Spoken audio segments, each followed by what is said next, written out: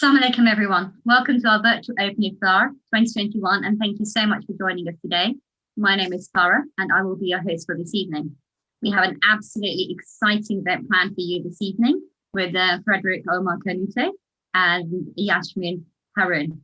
So first of all, I'd like to thank our media partner Islam Channel, and I'd like to give a special welcome to those joining us from Islam Channel's Facebook and YouTube. Thank you so much for joining us today. It's a pleasure to have you. And if you are on Facebook or YouTube, jump on the chat, jump on the Zoom, go to ramadan.project.com and get involved in the conversation.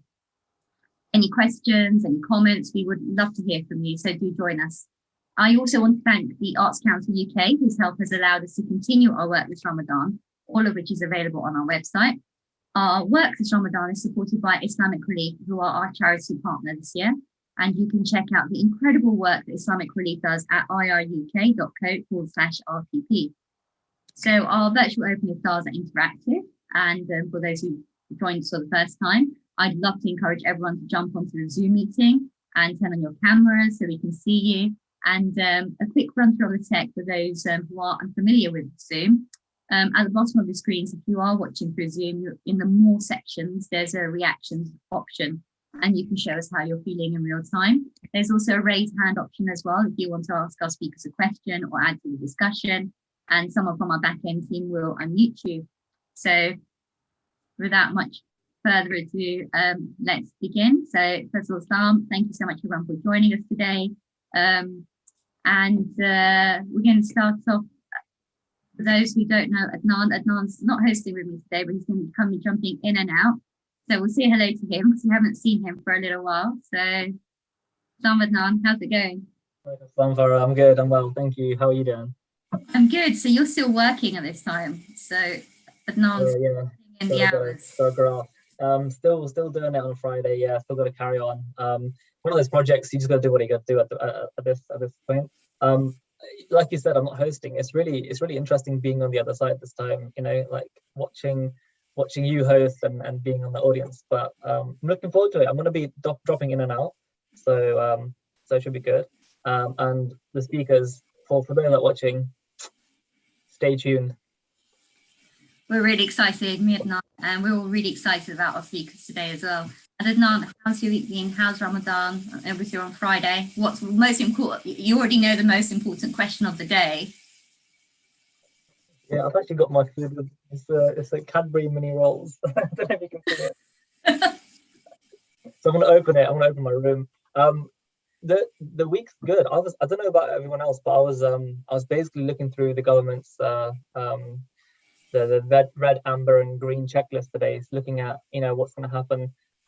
Sad to see Turkey is gonna be in the red list. So the reason why I say that is because the Champions League's taking place, football. So what's going to happen, and there's quite a lot of drama around that. I was trying to look to sort of get out, but I don't know. We'll see what happens. I think it's Man City versus Chelsea. It is, yeah. Final. I've been. You've been watching as well. I've been following those. So yeah, you sound surprised. I don't watch matches, but there's nothing a bit like catching up on match of the day. and online, and seeing how my team are doing, which I won't comment on. QPR, for those that are listening, it's QPR. Is that your favourite? No. It's not mine. But I'm sure their players are absolutely fantastic. We're going to keep it nice and neutral. Oh, there we go. So we're going to have someone explain the offside rule. Oh, Ryla's saying that she wants to explain the offside rule shortly. Ryla, I might pass that on to our resident expert today, who would do such a better job of it. I think we've got Eunice here as well, giving us a thumbs up, or is it a wave? Hello guys, how are you? Hi, Hi Eunice, assalamu alaikum, how are you? Hello Farah. Farah, Hi this there. is the third week in a row we're meeting. Where have you been, mate? I missed you. Oh, that's very generous of you. Thank you. We're going to, thanks so much, Eunice.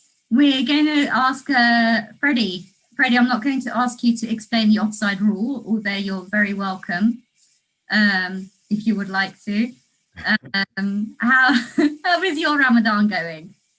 Good, alhamdulillah. We are like privileged to witness that blessed month, especially knowing the current climate. I think alhamdulillah we're in a very good position right now, and trying to make the most of these last blessed nights.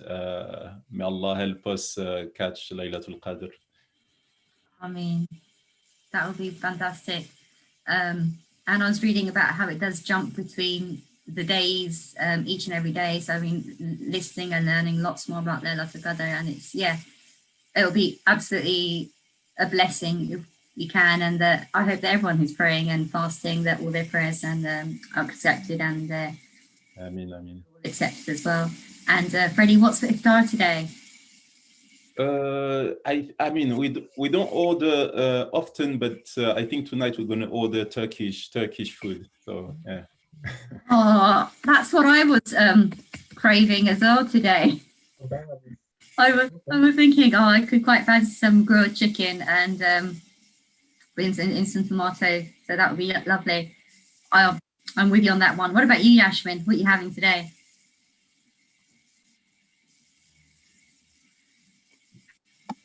It's obviously got to have samosas. Okay, fried samosas, oven baked samosas, or grilled? No, it has to be fried. Oven baked just doesn't work for me. It's Ramadan, not so yeah, we have to just spoil ourselves. And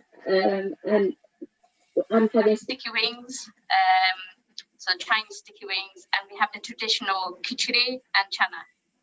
So that sounds delicious. So my boys will have to warm it all up and get it all ready. Oh, that sounds really, really yummy, especially chicken. Going all chat out. with Ryla about those. What's that, Nan? Going all out today. It's a Friday, I suppose. Why not, right? That's a typical Bengali cuisine for Iftar. I'm already craving just by the thoughts of it right now. I told you I've got my chocolate bar here. That's all I'm having. It's your nana or is granddad or nani not cooking? I'm sorry. Nan's nani makes good food, and your granddad, you say, makes really good food. Granddad's the chef. He's the chef of the family. Yeah, he's incredible. Not today, sadly. Sadly, not today. Maybe tomorrow.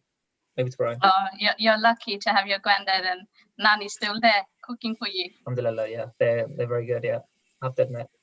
Adnan's nani, actually, and we had a live section with Asma Khan this year and last year. So we had Adnan's nani last year, and we had his granddad. I don't know if it's your nana or your dada. We had his granddad this year, and he was a superstar, helping Adnan in the kitchen and improving Adnan's kitchen skills. For those who haven't seen that episode, it's worthwhile tuning into. So I'm really conscious of the time. It's now 7:42. What we're going to do is we're going to do just a little brief introduction to our speakers for today, for those who don't know. Yashmin Haroon. Yashmin is the founder of the Muslim Sports Association and has over 20 years banking expertise and experience in building relations and working across national and cultural boundaries. Yashmin is a key member of the FA's working group for Asian females in football and Sporting Equals. And Yashmin and the MSA have also won the Muslim News Awards for Excellence in Sports in 2017. And Yashmin was also recognised in the Queen's New Year's Honours List with the British Empire Medal. And our other speaker joining us today, who's joined us before, and I'm sure I don't need an introduction, but it's Frederick Omar Canute. And Frederick is a famous footballer. He's played for West Ham, Tottenham, and also the La Liga in Seville as well. And you're also an ambassador as well, I understand, for La Liga at present. And so we're going to move on to the conversation. And We'll start off with sunnier weather because you know it's been a bit gloomy and a bit drizzly today. So tell us about your journey. Obviously, you grew up in Mali, for those who don't know, and you moved to Seville, and I think it was 2007, 2006. You'll need to correct me on that. So what drew you to Seville? Yeah, I'll need to correct you because I didn't grow up in Mali. I grew up in I apologize. But yes, my dad was from Mali, and I played for the Mali national team. And yeah, so I started my career in Lyon, in France, my hometown, and played 5 years in England, West Ham, Tottenham, then moved to Seville in 2005, played 7 years there, and yeah, retired in 2013. And yeah, now I live back in the UK. I live in the UK. Yeah. What made you choose Seville as a place to live and work in at that time? To be honest, at the time I didn't know much about Seville, but I heard a little bit about the south of Spain and Andalusia and so on, and I was really excited and yeah, attracted by that region and by the rich history as well of that region. And I also knew that there was a good team there and they really loved their football. And I was always a big fan of La Liga.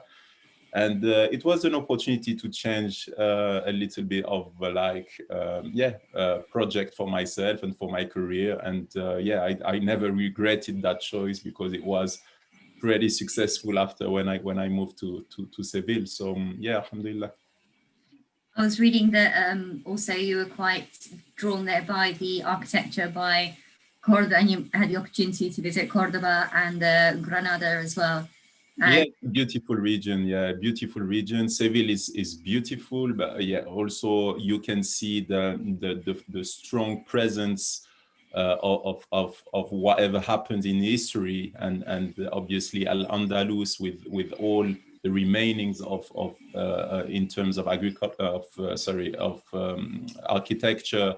I've visited Alhambra in Granada, the mosque in Cordoba, and yeah, it's a beautiful region, and people are really nice and welcoming, and yeah, so we've spent 7 beautiful years of our lives there.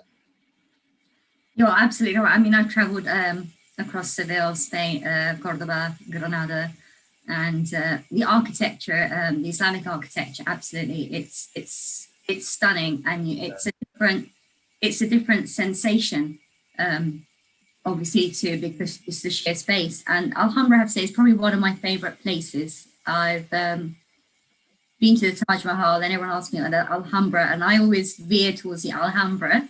Yeah. Holding a special place for me because it's absolutely beautiful, absolutely stunning. Because you came to Islam in your 20s, is that right? Yeah, in my 20s, because I come from a mixed, I would say, background. Part of my family is more, I'm half French, half Malian. Part of my family is more like from a Christian tradition, the other half from more Muslim tradition, but we were not really practicing anyway. So we were kind of free to choose whatever we wanted for our lives. And yeah, around my late teenage years, I started to really reflect on who I wanted to be and what my journey should be as a person, and I felt that the connection was with Islam was going to help me in that journey, and I was really attracted by the beautiful message of Islam, the purity of its message, the simplicity of the message, the sincerity of it as well, and yes, it's around my 20s that I started to practice Islam, alhamdulillah. And Omar, that draws us very nicely to our next question, and then I'd like for you to also be jumping in here, Yasmin. And Omar, how important has your faith been in the development of your practice as an excellent sportsman? It has helped me. I mean, I mean, Islam or our practice doesn't separate our, for example, our lives and our, I would say, practice and our jobs or whatever. It's all inclusive, so it helps in every aspect and spheres of our lives. So obviously, for my career, it has helped me a great deal because when you're a professional athlete, you need discipline, you need to be really, I would say, focused, and to be patient, and to all these kind of qualities and characteristics. Islam has helped me a lot in that regard. And yeah, it's I think I mean, we know that sometimes we hear a lot of things that sometimes are not so positive in the lives of footballers, in their lifestyle and so on, and Islam has helped me being like keeping my I would say keeping my feet on the ground, and yes, I think it was vital for me, and it has helped me a lot in my career. Yeah. Thank you so much. And for those who don't know about Yasmin, and I'm sure Yasmin will tell us about this herself, hopefully, Yasmin founded the Muslim Arts Sports Association. And for those who don't know about the Muslim Sports Association, also known as the MSA, it empowers, inspires and develops women through sports. And they aim to offer women a safe and positive environment to participate in a number of different sports without compromising their religious or cultural beliefs. The MSA was established in 2014 and grew to gain charity status in 2019, and now offer 15 sports a week, including badminton, basketball, netball, karate, football and tennis. And their mission is to provide an outlet for like-minded women and create a place where women are free to participate in sport without compromising their religious or cultural beliefs. So over to you, Yasmin. Can you tell us a little bit about what you do? Yes, assalamu alaikum everyone. So MSA really just empowers women through sports. We're an inclusive organization, but the ethos on which we're based is very Islamic in terms of what we offer. We offer sports in an environment where women don't have to compromise their religious beliefs or their cultural beliefs, so they can come in and it's an all-female environment. The coach is female. The venue that we use is very enclosed, so there's no windows, there's no galleries. Men are not free to just walk in, so women are free to work out without their hijabs or their bias. They can wear normal sports gear. So we try to promote a wellness and physical activity where they feel included, and they don't have to worry about how they look or feel conscious about their body. So that's the way we've tried to engage our community. And we've seen that it's worked with loads of women, not just Muslim women, but lots of women feel comfortable in that environment where it's only female environment, and they're not constantly looking at how they look or how they have to behave.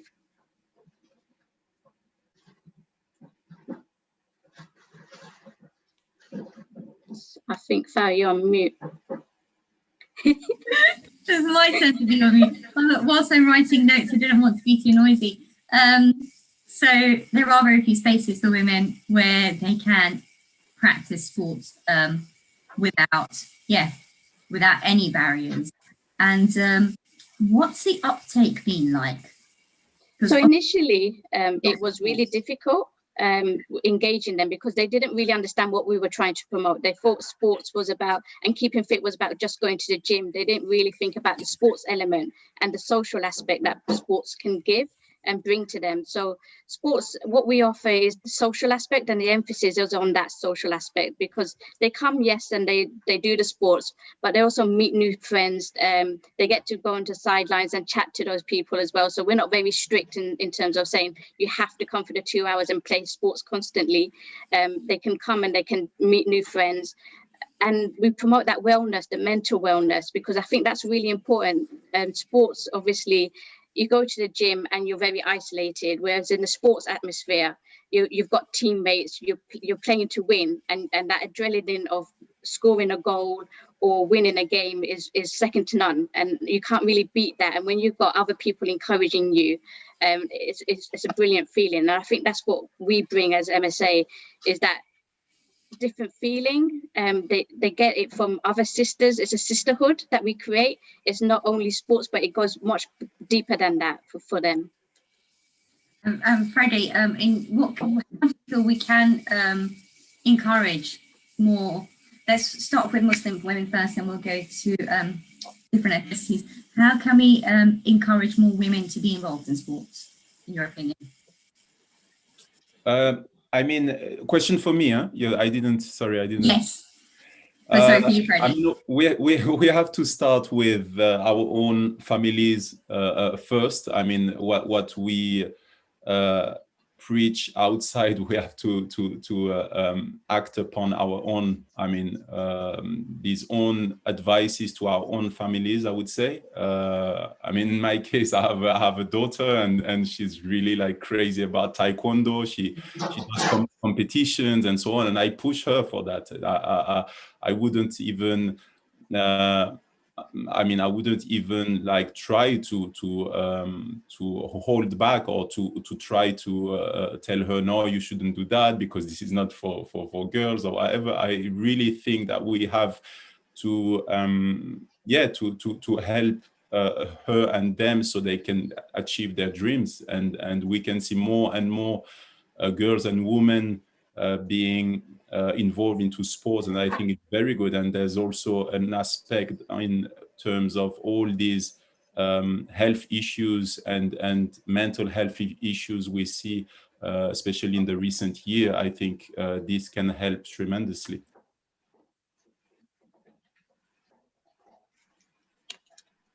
You spoke about your daughter's interest in taekwondo as well. Has she faced any challenges, if any, to progress through the sport? I mean, I'm following from very close, and I haven't seen any big problem right now. But I think along the road she might face some problems. I don't know yet. But yeah, I see the amount of good it does to her, and for her balance in her life. She studies a lot as well, so it's kind of a way for her to vent and to feel good. And after taekwondo, she comes back and she can really, you can see that, yeah, she can really focus onto her studies again, and she feels good and so on. So we all need this kind of balance, otherwise it's very difficult, and we become more stressed, I think.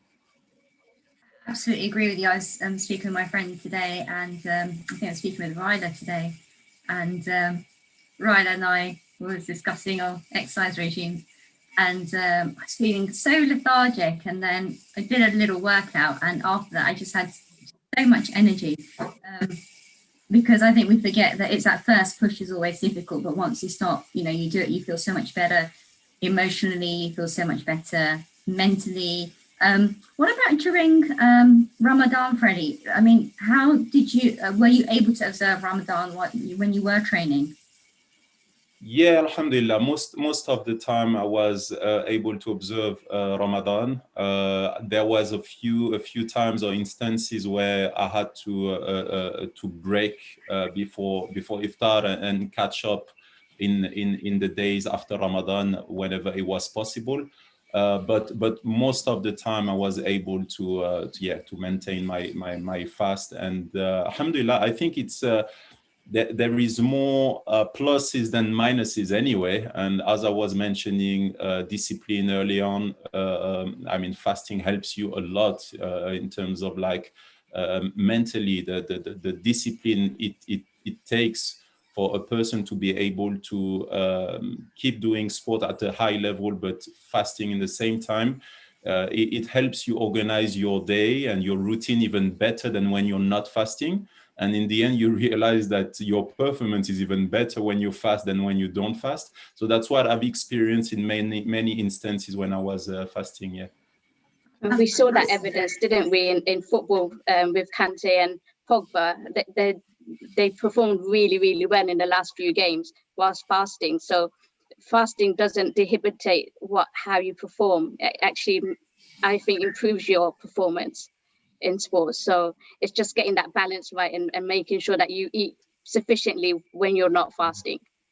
Yeah, I agree. I think it's just a matter of how you organize yourself as well, because obviously we cannot be too naive and say, oh, okay, you don't eat, you do it the way you want, and you're gonna perform more than when. No, it's true that you have to take suhoor in the morning, take the right food as well. You have to avoid samosas,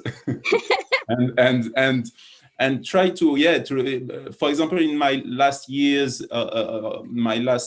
in Seville, I had like a fantastic doctor, a nutritionist, who was helping me and was giving me a list of all the kind of food I should eat and the one I should avoid as well, and it helped me a lot.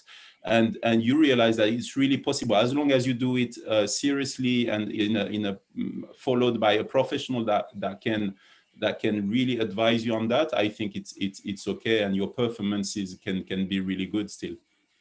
So that actually, we're going to put you a little bit on the spot now, actually, Freddie. So you've mentioned nutrition, and also, Yashmin, I want to get to you about ask some questions about Ramadan as well. But what would you suggest that we do eat during Ramadan? I've had this conversation with many friends, juggling workouts and exercise. What foods would you sort of suggest that people do eat during this time to maintain their what's the word? I've got Ramadan brain. Yeah. To maintain them. To sustain them. Sorry, to sustain them during the day. Outside Ramadan, don't worry. So, to sustain you through the day, what diet advice would you give to someone who does want to exercise? I think eating, I'm not a nutritionist obviously, but eating healthy, for us, like athletes, we need a lot of carbohydrates, a lot of fruit, vegetables, a lot of fluid. Fluid is really like vital in the morning. You need to get your fluid. In the evening, there are isotonic kind of fluid in the evening when you break your fast as well is very important. Just try to eat healthy. I think nowadays everybody knows what it is to eat healthy, and we have to do it as much as possible, even more during Ramadan, I think. Yashmin, how have you noticed the participation in sport during Ramadan for women? So our MSA sessions, they stop during Ramadan, but what we do encourage is walking and the Catch the 5K.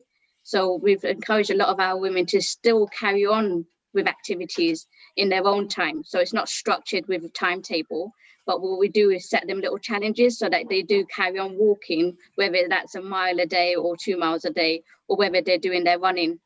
So like 10 minutes or 15 minutes, but not overexert themselves. So we don't want to tire them out, because obviously being a woman and they have to run the house as well. So they have all the other pressures as well. We don't want them to overdo it. So we do add little challenges, but we won't structure a timetable so that they have to adhere to it. And that makes perfect sense. In fact, we have Sarah here who's wants to ask you a question. So Sarah, over to you about your organisation. Assalamu alaikum, everyone. Salam, Sarah. So my question is for Yasmin. Mashallah, tabarakallah, that's amazing that you have a women's center that accommodates all females to engage in sports activity. My question for you is one is from an institutional point of view, what are the challenges you face in running this organization? And the other is, this is something that I think, I actually wonder, like, if there happens to be a time when these female, because personally, I'd love to always be in a female environment, but the reality is, at some point, whether for work or anything, you'd have to go out and there would be mixing. And so, for example, if these, the girls in your organization one day wanted to work for Nike or Adidas, and they'd have to be in that environment, do you equip them for that? Do you train them to be ready for that, so that they don't compromise on their faith and be able to also be part of that. Yeah. So firstly, we don't see things as challenges, we see them as opportunities. So when I first started football, I didn't have a female coach that would help us. And when we did eventually find one, she was coming in from very far away, and she didn't really understand the culture that we were, our community, or what we were about. So she didn't understand that we needed to break for our namaz and prayer times. So what I did was create a level 1, a tailored level 1 coaching course, so that people from our community, females from our community, would then do the course and then go and become role models. And that created 16 role models within the community, and they were teaching young girls as well as other women in football, so they were coaching. And from there we started indoor football, and then eventually started to compete in outdoor football, so five-a-side football. And when we did that, we made sure that the league that we were entering understood our culture, understood our background, and knew that we had to wear the hijab, and we couldn't wear shorts, and we wore baggy tops, and that was part of our culture. We couldn't wear the normal football kits, and so would they accommodate us? And it was just about having that conversation. So the coach and our manager is a female, but our management team are male, so they have their distance, and they mentor my coaches, but they understand the culture and our background. So it's about open dialogue and changing each challenge into an opportunity, and understanding what those barriers are. And just really understanding your community. Obviously, us being Muslims, we understand that a little bit more, but for those organizations that probably don't have that understanding, it's about opening those conversations and just educating them a little bit, because at the end of the day, if we don't educate them, who's going to advise them, who's going to talk to them about our culture and our religion? So much. Thank you, Sarah, so much for your question. Thank you, Jazakallah. Adnan, over to you. Adnan, you have a couple of questions as well, so. Thanks, Farah. Yeah, actually, so the topic sort of moved on from one other question, but we'll come back to it in a minute as well. But just Yasmin, on the points you were raising now as well, actually, they're really good points about if we don't make people aware about it, then who will? You know, I sort of experienced this at workplace as well. I had a small, normal lunchtime presentation on why do we fast. And that was received really well, to the extent that where people were messaging me afterwards saying, oh, that was really enlightening, that was really interesting, I didn't know that's why you fast. From my perspective, I didn't realize how much people didn't know. I assumed everyone just knows, I just thought, yeah, everyone knows what fasting is, who doesn't? So that was the assumption mistake on my part, and therefore going forward, I think that's that needs to be resolved for sure. The question, I think, and it kind of ties in a little bit as well, is we were talking about this earlier about balancing sports and education, and the importance of sports and that sort of stuff as well. But more specifically about as I grew up, it was there was definitely a group of parents and a group of people as well that were focusing more on, you can't play sports, you gotta spend that time studying, you gotta make sure you don't do that, that's gonna waste time and stuff, you need to spend time on studying and stuff. So I suppose the topic of discussion over here is how can you convince your parents, I suppose, or just have that mentality at home that actually you've got to balance your time between both things. You've got to balance your time with everything as opposed to just focusing on one thing alone. That's the first question. The second one is more about do you fast outside of Ramadan as well, because there's so many benefits to it. But we'll stick with the first one first. Shall we put that first? Yes, so my son is actually in a sports academy, so he does a lot of football, so he's training 3 times a week. Plus he's doing 4 A levels. So it's a lot of commitment in terms of balancing the sports as well as the A levels. But it's about support from the parents. It's about understanding and knowing your child when he needs that support, when he needs a break, what else can you do to support your child? And obviously nutrition, again, is another important thing, because if you have to fuel them so that they are, sustaining their health, and they are not overexerting themselves, they're not over tiring themselves. Obviously my son, he does play a bit of computing, like gaming and stuff, but it's very restricted.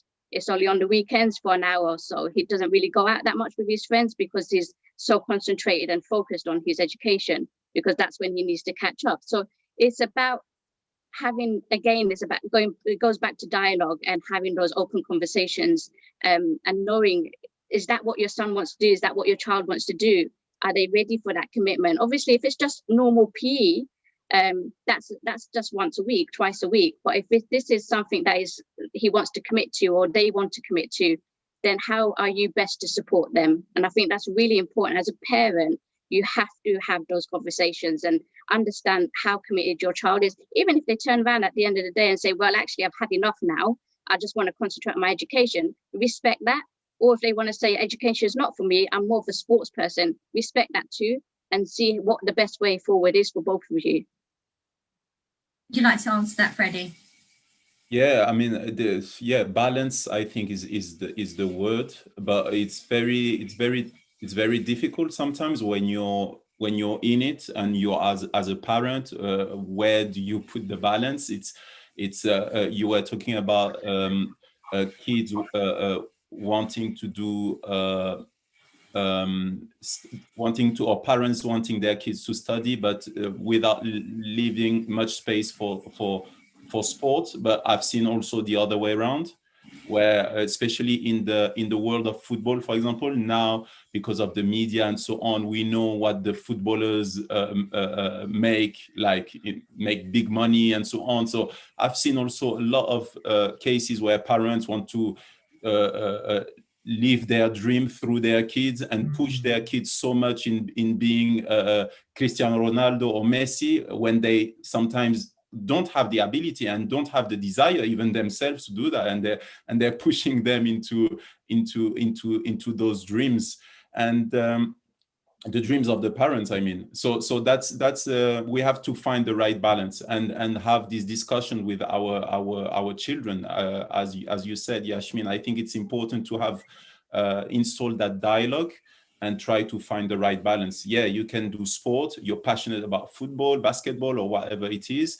but in the same time, you know that you need to have that balance, you need to study, and you never know what you're going to do in the future. So you have to be ready for whatever happens, I think. I think sports as well, we have to remember the benefits that sports brings to a child. It's that release, and also the mental well-being as well. So there's lots of benefits of doing sports, whether you are training 3 or 4 times a week, or whether you're just going out for a run or just doing casual sports. There are lots of benefits with sports and education if you do it side by side. Yeah. So it shouldn't be prevented like some parents will do a hard stop. That shouldn't happen. It should be a balance, and it should be that it does support each other really well. Actually, you know, in my household, it was a non-negotiable sport. It's true. I mean, it doesn't mean that you have to become a professional in sport or whatever, but it was not negotiable. You have to do sports for your own good, and they all appreciate it now. They're all doing sports.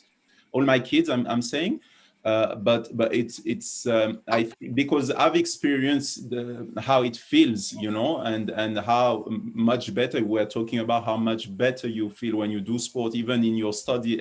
There are so many benefits to it that I think it's important to do at least a little bit of sport. Yeah. Absolutely. As an answer, you had another part of your question as well. Sorry, yeah, no, just to raise that point again as well. It makes sense, and if you've been through the process and you know how it feels and you've played it yourself, then it's easy for you to accept it. It's that translation between trying to help someone else understand the benefits of it that hasn't necessarily felt it.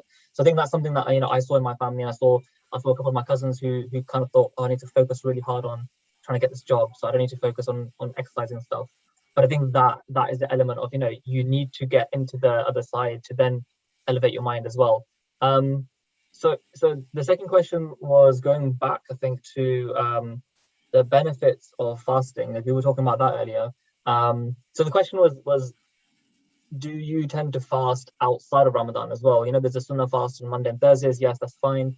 But is that a practice that, you sort of keep after Ramadan as well? Yeah, Yasmin, I've done it a couple of times. It's not a regular thing that I've done, but I've done it a few occasions. Yeah, I mean, it's same for me. I mean, it's always also better not to talk too much about the I would say, the extra fasting you're doing, but we try to do when we can, we have the possibility to do it. But it's true that I would like to increase that practice outside of Ramadan, and because what makes you feel good during Ramadan is gonna make you feel good outside of it as well. So it's something that I encourage myself and other people to practice more often. Thank you so much. And we have a question from Sarah, and Sarah was, this is directed towards you, Freddie. Sarah's question is, how do you play sports for the right reason and ignore the superficial aspects that come with it? So the question is, how do you play sports for the right reason and ignore the superficial aspects that come with it? That's from Sarah. I don't know, the superficial aspects, maybe she's thinking of the fame or I don't know, the money or showing off, or I don't, there might be, there can be many aspects. She says yes to fame and money in the comments box. Yeah, okay, so I guessed right, but it's I think, you know, sometimes people ask me, if my dream as a kid was always to become a professional footballer, and I always answer no. My dream itself was to play football, but my parents never told me that I could actually become a professional footballer. So they were always also encourage me to study and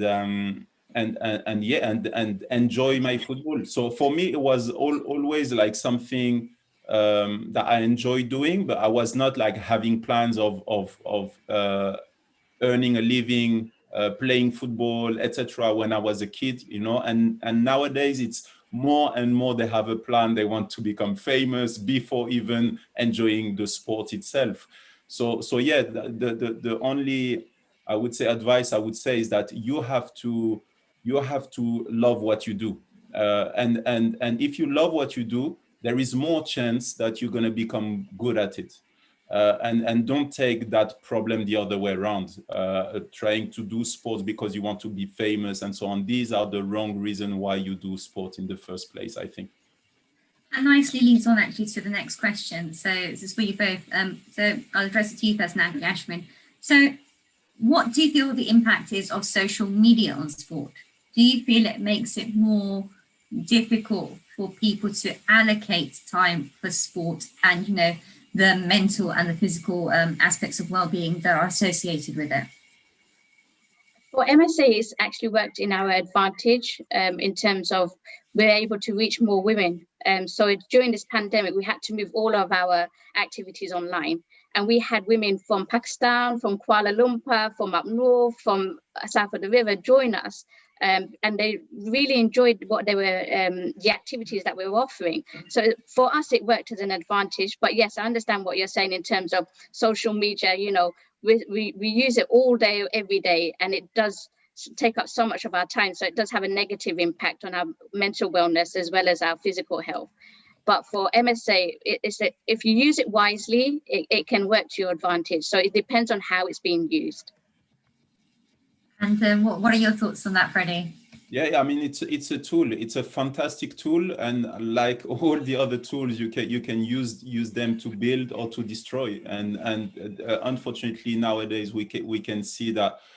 And there was a ban recently. I mean, not a ban, but a boycott recently on social media. And I can understand that there is so much. It becomes so easy now to just abuse and attack people behind their social media, behind their account, etc.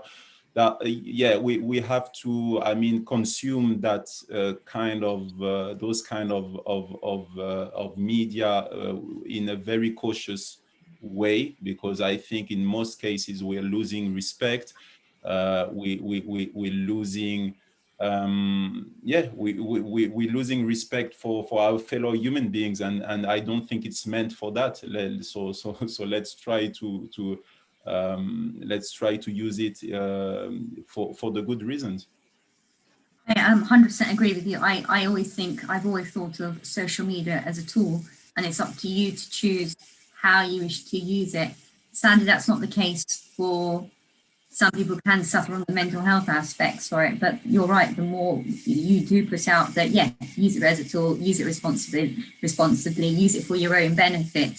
And absolutely, that needs to be more acknowledged. And that actually leads us very nicely to our next question as well. So in your opinion, what are the biggest challenges? So we've spoken about Muslims, and we know Muslims are a diverse mix of different practices, cultures, colours, ethnicities. So what have been your biggest challenges, or what do you feel are the biggest challenges in getting more Black and minority ethnic people into sports? So people from different ethnicities, as well as, yeah, we'll stick with that one first, into sports. So making sport more inclusive.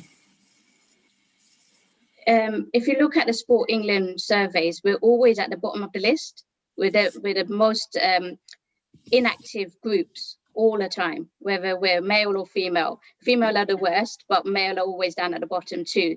So it's about accessibility, it's about opportunity, it's about affordability, and it's about terminology too. I think the sports industry have used a terminology that has been against us from the very beginning, and we've realized that we don't like that terminology anymore, and we don't want to be part of that industry that terms us in that used that term for us. So being called hard to reach or deprived, we don't want to acknowledge ourselves as being hard to reach or deprived. So we don't want to have anything to do with that industry. So it just makes us, that in itself creates a barrier.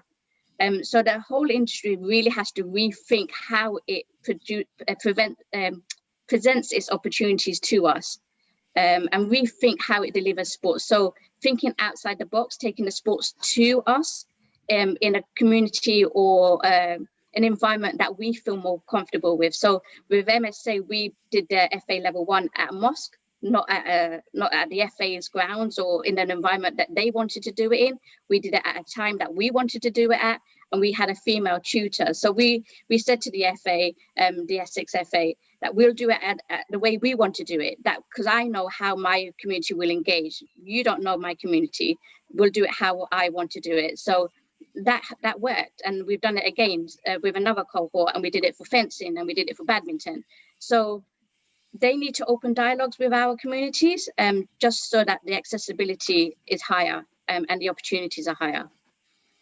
So that's really useful. So that's focused on the Muslim community. I'd like to hear more, Freddie, your thoughts as well, and you also maybe later after Yasmin, about how to get people from diverse ethnic groups more into sports. So yeah, I think there are a lot in sports, but what I would maybe draw the attention on is for example, in my field, which is more football, we definitely need to see more like coaches from ethnic minority groups, like because at the end of the day, people are gonna look at those coaches, and when they see always the same people going around and not the same kind of opportunities giving to for example, Black coaches and so on, and you see how many Black players there is in the Premier League, for example, or even in the French league, for example, but we can see very little representation when it comes to coaching.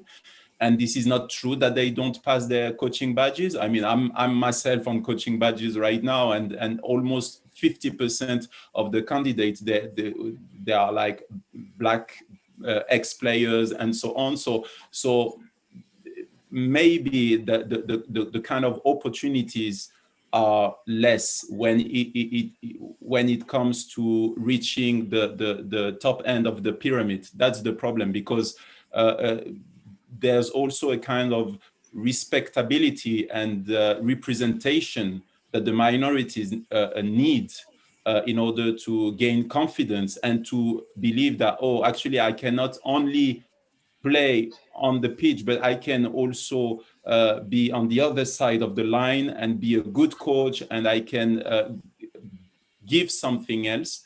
I have something else to bring on the table, and that I think that's what we need to see a little bit more. But things are improving. I think we should not be too negative all the time, because I think it's very easy to complain. And I always say that when you like to complain, you will always be given more things to complain about. And if you're more grateful, you will always find more things to be grateful about. And I think we have to be grateful in the fact that things are changing, but it doesn't mean that we have to stop fighting, because there is still a lot of work to do.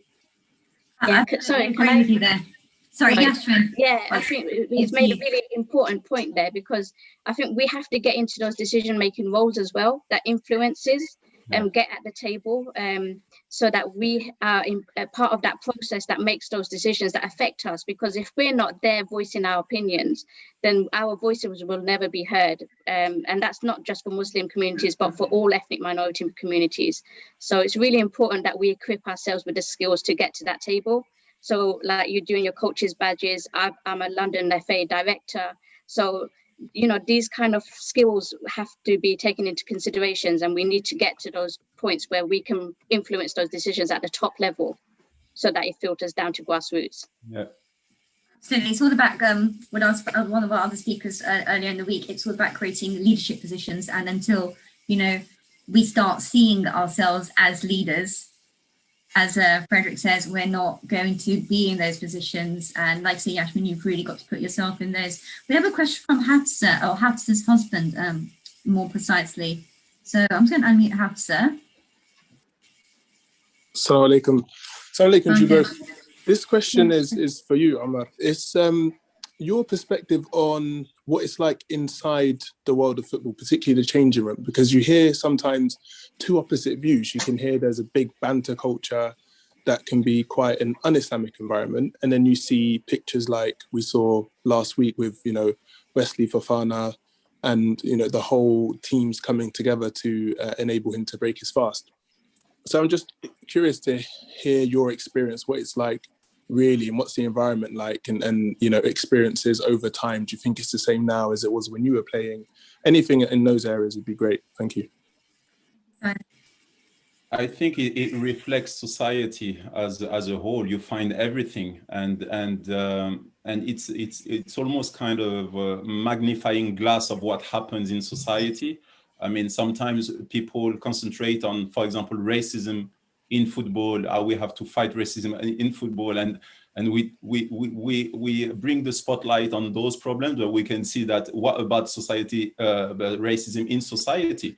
It exists in football because it exists in society. It's not the other way around. And sometimes I just think that, yeah, football and dressing rooms are nothing else than a reflection that what happens in society. So you find great people. I've met great people and non-Muslim that are like unbelievable. They wanted to know more about my culture, about my religion. They asked me questions about why I was fasting, etc.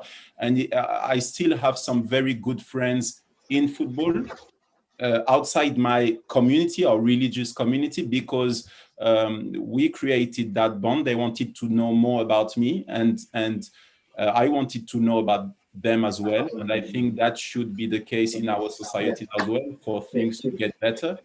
And also, yeah, regarding what happened recently with Wesley Fofana, I just have to congratulate all those who have worked to make this happen, because I know a lot of people have put a lot of effort so that Muslims and other minorities, I would say, can be respected and can practice their religion and still perform at the highest level. So yeah, congratulations to all the people and the FA that have allowed that, the Premier League, etc., and all the teammates that have understood this situation. And before it happened, for sure, there was that dialogue. So with that dialogue, we cannot reach anything. And in that particular case, it proves that when people talk to each other and try to understand each other, we can make things evolve. Thank you so much, Omar. And your important good communication, good dialogue is the way forward, and having those conversations with respect as well, and which is part of the Islamic faith, part of our Islamic culture as well, and through showing effective leadership.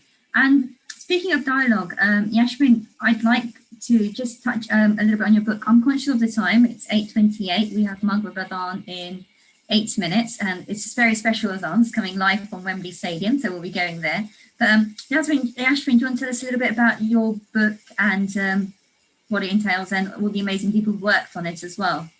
Yeah, so this book came about, it's called The Shining Rays of Sisterhood, and it came about through our Positive Minds workshop. So the sisters who attended those sessions wrote little short stories and poems, and we thought it would be really good to just collate them all and publish a book. So what we've done is we sell them for charity anyway, and what we've done is set up a charity page as well to pay a book forward. So sisters in refugees or sisters in need, if we can pay the book forward so that we can send the book to them, we thought it would be a really nice gift, and in their hour of need, if they reflect upon it. It's got some words from the Quran, some hadith, some reflections. It's just a really special book written by the sisters that attend our workshops. Thank you. And we're going to finish off just for a question for both of you, then hopefully time for some final reflections. And Adnan touched on this earlier as well. So we've spoken about cultural constraints to participation in sports. What about faith? How can people overcome faith-based constraints in participating in sports, saying, you know, is it out of the Islamic culture, or to participate in sports, like you say, the fame, or into just different cultures that they may be coming across. So over to Yasmin first of all. So from a cultural point of view and from a religious point of view, we have to look after our bodies. That's part of our sunnah, that's part of it's an amana, it's a trust to us from Allah. So we have to look after it. That means exercising and keep eating healthily and keeping a healthy mind.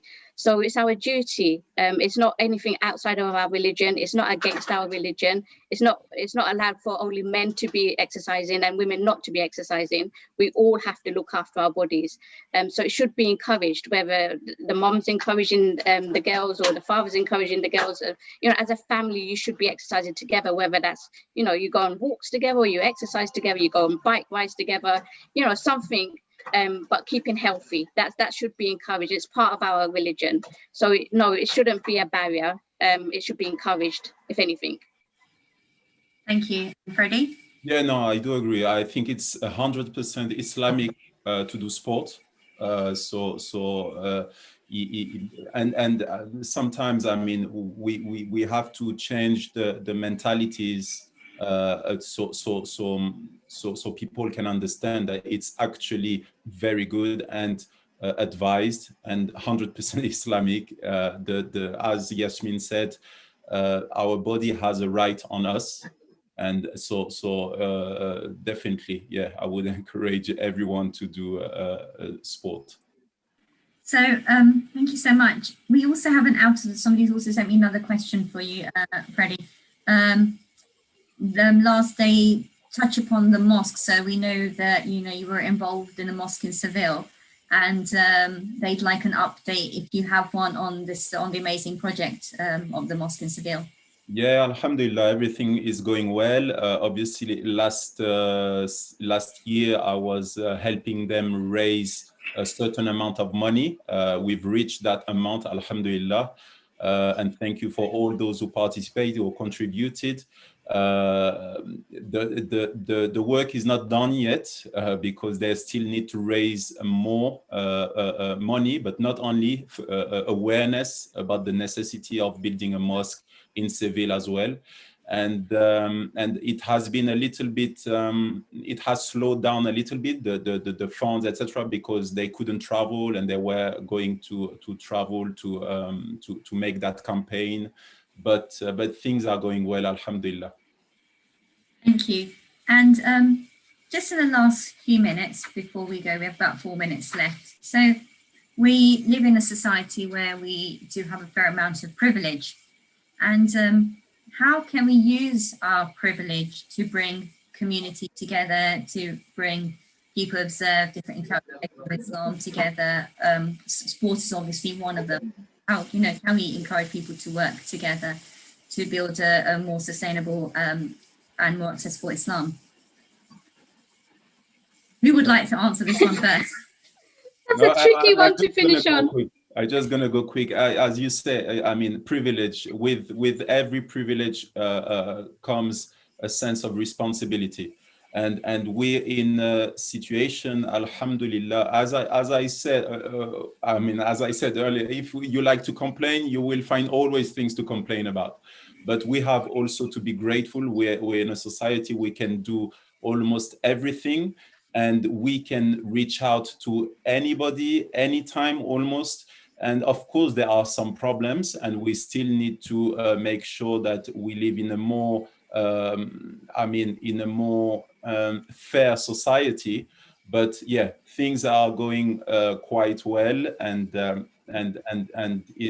our privilege comes with a responsibility. So let's try. Yeah, I think if anything, this pandemic has shown that we're all vulnerable, and we have a neighbourly duty. So to reach out to the community and to those in need. Food banks has been, on the rise this past year, and we all have that responsibility to help others out, Muslim or non-Muslim, it doesn't matter, as long as you're doing your neighbourly duty. That is a form of dawah as well. Absolutely. And just before we wrap up, any final thoughts that you'd like to add? Yashmin, just final reflection. No, just a Eid Mubarak to everyone, and hope the rest of Ramadan goes really well. Keep me in your du'as. Thank you so much. Any final reflections from yourself, Freddie? No, just like, yeah, just enjoy the last few moments of this blessed month, and yeah, Eid Mubarak in advance to everyone, and yeah, that's it. I mean, we've touched on such amazing topics today, such diverse topics today. Freddie and Yashmin, you've been absolutely amazing. Thank you for answering all the questions that we've thrown at you as well. We're just going to wrap up, and then we're going to move to Wembley Stadium for our live Adhan. So what I would like to say is responsible thank you so much to Frederick, Mark Enute, and Yashmin Haroon for this engaging event today. Thank you for answering all our questions, getting everyone involved. We've had good responses in the chat box. And a big thank you once again to Islam Channel, our media partner, and also the Arts Council UK for making this event possible. And you can read more about how we're fighting world hunger and Islamic relief at iruk.co/RTP. And as Ramadan is a month of charity and giving, we encourage you to support the Ramadan Tent Project and help us to continue our work, because your support is vital to keeping us going as the world transitions back to normality. And you can donate on our website, ramadantentproject.com, or our launchgood.com/RTP 2021. And this will help continue our work with the Open Iftars, our Sunnah Fast, and hopefully we look forward to going live again next year, inshallah. We'll now have a pause for reflection and Adhan now.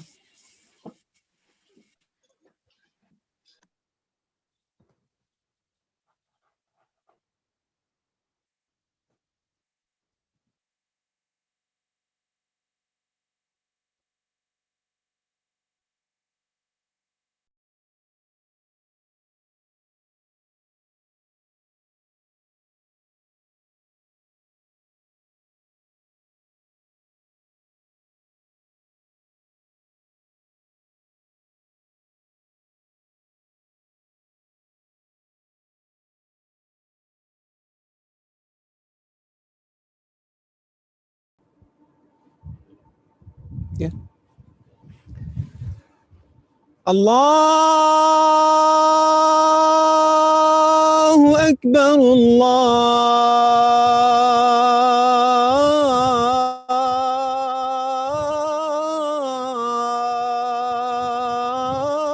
Akbar.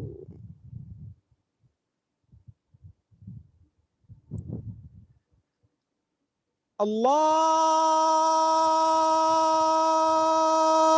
Akbar,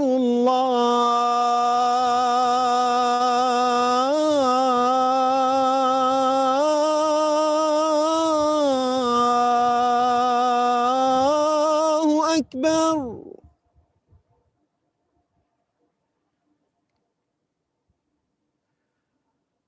أشهد أن لا إله إلا الله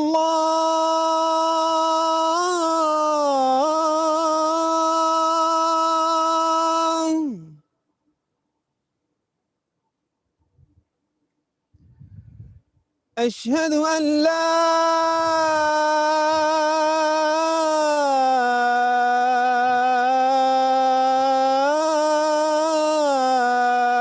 إله إلا الله.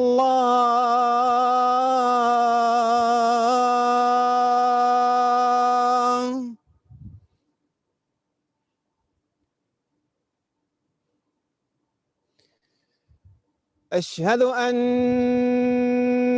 محمدًا رسول الله.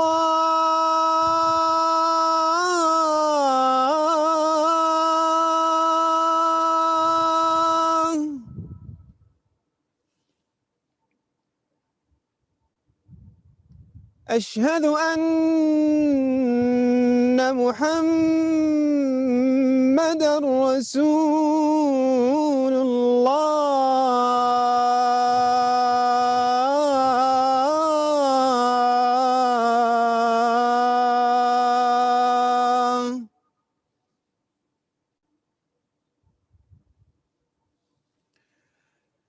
حي على الصلاة.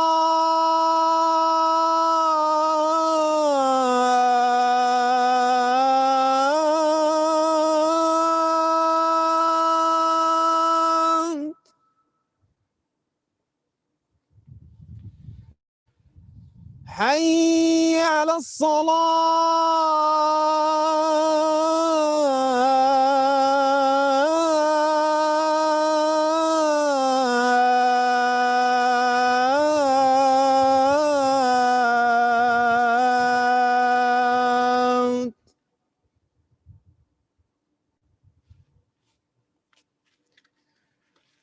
حي على الفلاح.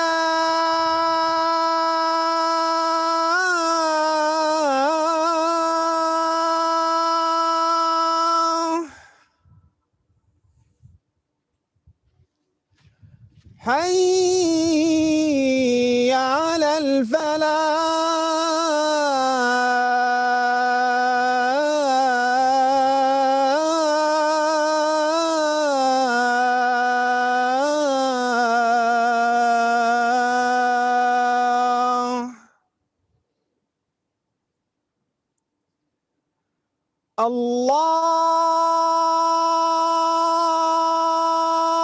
الله أكبر.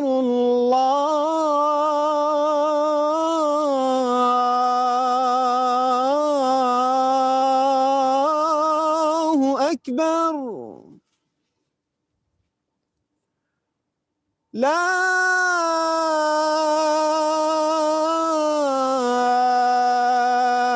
إله إلا الله.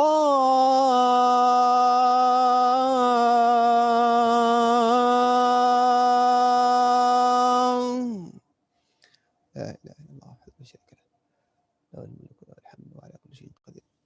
اللهم رب العزة التامة والصلاة القائمة آت محمد الوسيلة والفضيلة وابعثه الله من مقام محمد الذي وعدته إنك لا تخلف الميعاد بالله ربا وبحمد النبي رسول الله.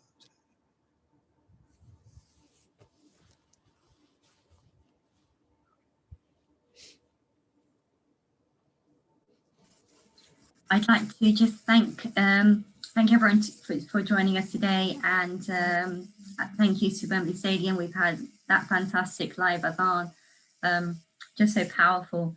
And thank you once more to Yashmin and Omar for joining us today, for engaging in discussion with us today, and for everyone who's joined us today from Islam channel, from our Facebook, from our YouTube. A few more days of Ramadan. Do keep joining us. Do keep your comments coming. Let's keep our sessions as interactive as we can. And inshallah, see you tomorrow. Assalamu alaikum.